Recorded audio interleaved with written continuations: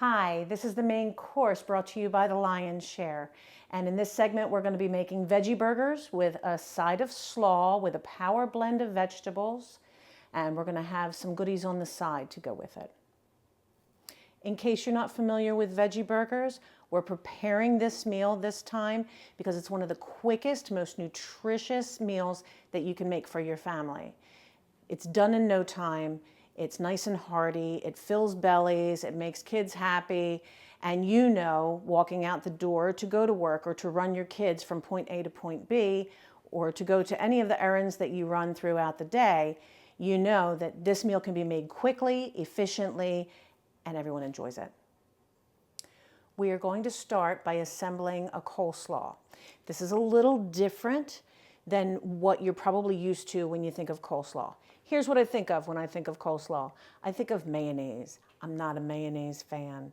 So when the coleslaw would come to the table or be served with a hot sandwich, I understand why it's served with a hot sandwich because it's the perfect pairing. It adds a whole nother level to whatever sandwich or whatever hot meal you're eating because it's cold and it's crispy and it's got a texture to it. It adds a lot of flavor, but if you're not a mayo fan, then you end up not eating the coleslaw, which is a shame because, as I said, it does add flavor to your meal. It adds a whole nother level to it. But again, I'm not a mayo fan. So we've tweaked this and I've made it my own. That's really important. When you're in your kitchen and you're making something, anybody can follow a recipe. But how many times have you followed a recipe line by line? You did exactly what you were supposed to do. It's all finished, you prepare it, you serve it to your family, your friends, your coworkers, you take a few bites and you go, meh, it's okay. That's what we're going to try to avoid here. So we try to make every recipe our own. When I make a recipe at home or I follow a recipe out of a cookbook, I'll make it the first time, I'll see how I like it. There may be certain things in that recipe that I'm not real fond of, like mayo, or there are certain seasonings that I'm not real fond of. But there are seasonings that I think are fantastic that I love to add into things. Go by your own taste. Make the recipe your own. So for instance, we have vegetables here that are a power blend of vegetables that you would use for coleslaw. But instead of mayo, we're going to add a golden Italian dressing. It's got a nice little bite to it. It's lighter than a mayonnaise would be. And then I always add a little bit of black pepper in too, just to give it a little bit of a kick. So let's get started. I'm going to take my power blend of vegetables, put it in a large bowl.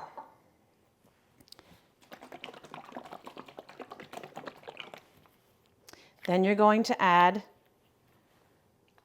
your dressing. Add a little bit at first. Clean hands, nice and clean. Wash your hands well because you're going to use your hands to mix this up, to make sure that it's mixed thoroughly.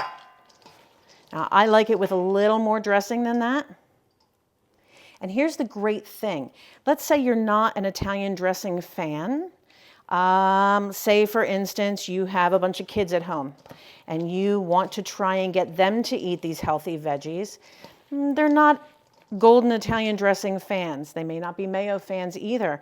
But you know what? If you took this and you mixed it with a little bit of ranch, you may be able to get your kids to eat it.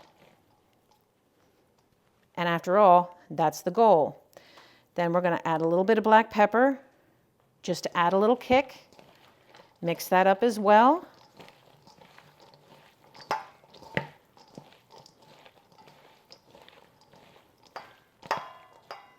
And then we're going to take this pan, empty it back into this bowl.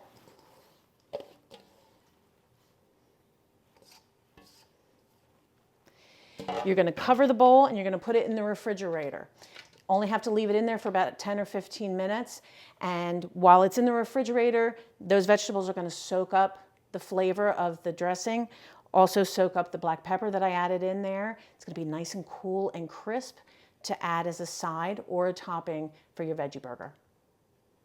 Next, we're going to prepare your veggie burger. 3 different options for you to prepare your veggie burger. One is a microwave, which is the quickest. You're going to remove your burger from the packaging. You put it on a microwave-safe dish. Goes into your microwave for 45 seconds.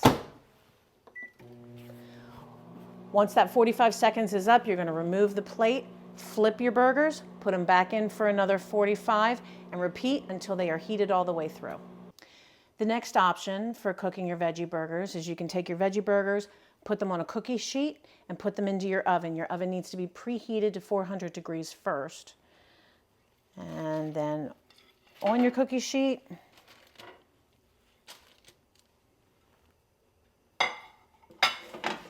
and into the oven.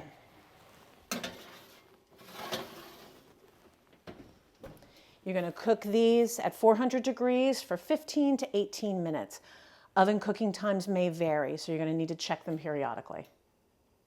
Your last option would be to pan fry your veggie burgers on the stove top. Now, depending on what type of pan you're using, if it's a no-stick pan, you can sprinkle just a little bit of water in there to keep them from sticking. If it is a regular standard pan that doesn't have the no-stick coating, then you're going to want to add just a splash of oil to keep them from sticking. And you're going to pan fry them until you see them start to get firm, and then you're going to flip them with your spatula and continue to cook them. Your veggie burgers should register at 165 degrees internal temperature before serving to your family. Our final step is the assembly of your veggie burger. You have your roll, your veggie burger,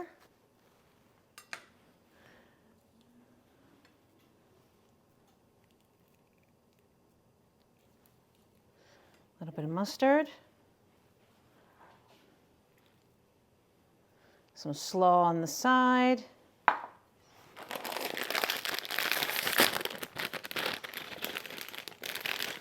and some chips for good measure.